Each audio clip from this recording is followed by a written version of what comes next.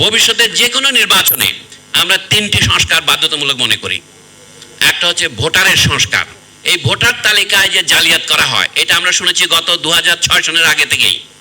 তারপরে পরবর্তীকালে তো আপনারা দেখছেন মানুষ তো বিনা ভোটে নির্বাচিত হয়েছে, নির্বাচন হয় না, রাত্রে ভোট দিয়েছে। এ থেকে একটা জিনিস প্রমাণিত হয় না, যার ভোট সে কেন দিতে পারবে না? এইটা যার ব্যাংকের টাকা সে যদি তুলতে পারে, যদি আমরা প্রত্যেক মানুষকেই, তৎকালীন বাংলাদেশ ব্যাংকের এক অথর্ব অযোগ্য গভর্নর বলেছিলেন না, আমি সকলকে 10 টাকা করে অ্যাকাউন্ট খুলতে দেবো কৃষকদেরকে।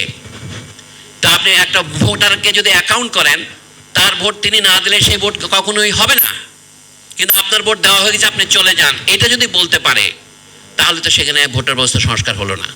ভোটারের ক্ষেত্রে আসেন, একটা জিনিস লক্ষ্য করেছেন, আমাদের সংবিধানে সব কথা আছে, শ্রেণী কথাটা শুধু নাই।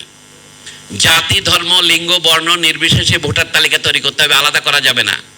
ওখানে কিন্তু যে শব্দটি অনুপস্থিত সেটা হচ্ছে শ্রেণী। তো দেশে তো শ্রেণী বিভেদ আছেই, এই জন্য বলে নির্বাচনে দাঁড়াতে পারবে কে? আপনাদের বিপুল পরিমাণ অর্থ ব্যয় না করলে নমিনেশন পাওয়া যায় না, এটা সকলের জানা কথা। এটার অবসান হবে কিভাবে? বিপুল পরিমাণ অর্থ খরচ না করলে নির্বাচনে প্রচারণা চালানো যায় না।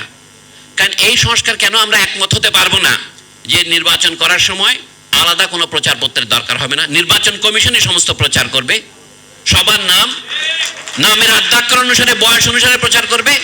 রেডিও টেলিভিশনে তাদেরকে ভাষণ দেওয়ার জন্য সমান সুযোগ দেওয়া হবে, দল অনুসারে অথবা প্রার্থী অনুসারে।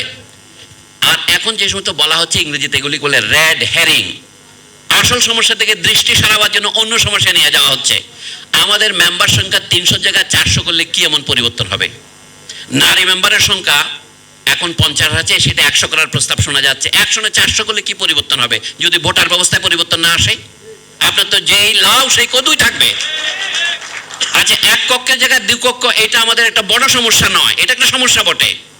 আচ্ছা, আমি এমনও শুনতে পাচ্ছি যে উচ্চ কক্ষটা কিভাবে নির্বাচিত হবে।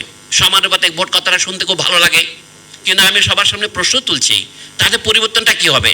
আমরা একটা জিনিসের কথা কেউ স্বীকার করছি না, দেশের নানা শ্রেণীর মধ্যে যে বৈষম্য আছে সেটা কখনোই আমরা স্বীকার্য অথবা করণীয় একটা কর্তব্য হিসেবে মনে করছি না। বরঞ্চ দেশের বিভিন্ন অঞ্চলের মধ্যে যে বৈষম্য আছে, যে বৈষম্যের বিরুদ্ধে আন্দোলন করে বাংলাদেশ স্বাধীন হয়েছে, এই দেশের নানা অঞ্চলের মধ্যে বৈষম্য বিরাজমান কিনা। আমরা তো সব ক্ষেত্রে আমেরিকানদেরকে অনুকরণ করি, এই ক্ষেত্রে অনুকরণ করতে অসুবিধা কি? আমেরিকাতেও তো দ্বিকক্ষ আছে, ভারতেও তো দ্বিকক্ষ আছে, পাকিস্তানেও তো দ্বিকক্ষ আছে। কাজে দ্বিকক্ষের বিরুদ্ধে কিছু আমি বলছি না। তাহলে উচ্চ কক্ষটা কিভাবে নির্বাচিত হবে? সেটা কেন সমানুপাতিকভাবে নির্বাচিত হতে হবে? কথায় বললাম, তাহলে নিচেরটা সমানুপাতিক হবে না কেন? দুই ক্ষেত্রে দুই আদর্শ কেন? যদি দুটোই নির্বাচিত হয় একটা পদ্ধতি হতে পারে। বাংলাদেশের নিম্ন কক্ষ যদি 300 আসন হয়, 300কে বাড়িয়ে আপনি 600 করেন, এটা নিয়ে আমার বেশি মাথা ব্যথা নাই। এটা জনগণের সম্মতি অনুসারে আমরা ছাড় দিতে, গ্রহণ করতে প্রস্তুত আছি। উচ্চ কক্ষটা কেন এলাকা ভিত্তিক হবে না? এখন ধরেন ঢাকা শহরের মেট্রোপলিটন এলাকায় 15টি সংসদীয় আসন, কারণ এখানে জনগণের ঘনত্ব বেশি, মানুষের সংখ্যা অনুসারে হয়। আমেরিকায় যেমন ক্যালিফোর্নিয়া মানুষ বেশি, নিউ ইয়র্কে মানুষ বেশি, অনেক ভারতে ইউপিতে মানুষ বেশি। কিন্তু যদি আমরা প্রত্যেক জেলায় বাংলাদেশে 2টো করে আসন করি, তাহলে উচ্চকক্ষে 128টি আসন হবে। আপনি যদি 3টে করে করেন 3 গুণ হবে। তাহলে পার্বত্য চট্টগ্রামে যে জেলাগুলো অবহেলিত অথবা পঞ্চগড়ের মতো জেলাগুলো অবহেলিত, সেগুলিও তাদের সমান প্রতিনিধিত্ব পাবে। এগুলো তো আমরা ভাবতে পারি আঞ্চলিক প্রতিনিধিত্বকে সমতার ভিত্তিতে নিয়ে আসার জন্য। তখন ঢাকা জেলাতে 2জনই হবে উচ্চকক্ষে, এখানে তা 15-16 জন পাবে না। তাহলে এটা একটা হবে। তারপরেও আমি মনে করি আমাদের আরো মৌলিক সংস্কার নির্বাচনের ক্ষেত্রে দরকার। আজকে ক্ষুদ্র সমাবেশে সব কথা বলা সময় নয়, তবে আপনাদের চিন্তার উপাদান হিসেবে আমি বলবো। আবার যা বলেছি তা হচ্ছে 2 ক্ষেত্রে সংস্কার করতে হবে আমাদের। উপরতলা থেকে আমরা শুরু করলাম, সেটা একটা হচ্ছে রাষ্ট্র ব্যবস্থার সংস্কার। যেমন আমলাতন্ত্রটা কিভাবে হবে, এখন যে তর্ক চলছে, আগুন জ্বলছে, এর মধ্যে আমলাতন্ত্রের প্রশ্নটাও আছে। 26টা ক্যাডার একত্রিত করা হয়েছিল, এর মধ্যে বিরোধের মীমাংসা হয়নি। তাহলে এই মেধার ভিত্তিতে যাদেরকে আমরা নির্বাচিত করছি, এটার যদি আপনি সমাধান করতে চান, মেধা জিনিসটাকে আমাদের গোড়ার থেকে পরীক্ষা করতে হবে। কারণ আমরা তো মেধাভিত্তিক প্রশাসন করে চেয়েছি, এটাই, এছাড়া বিকল্প নাই।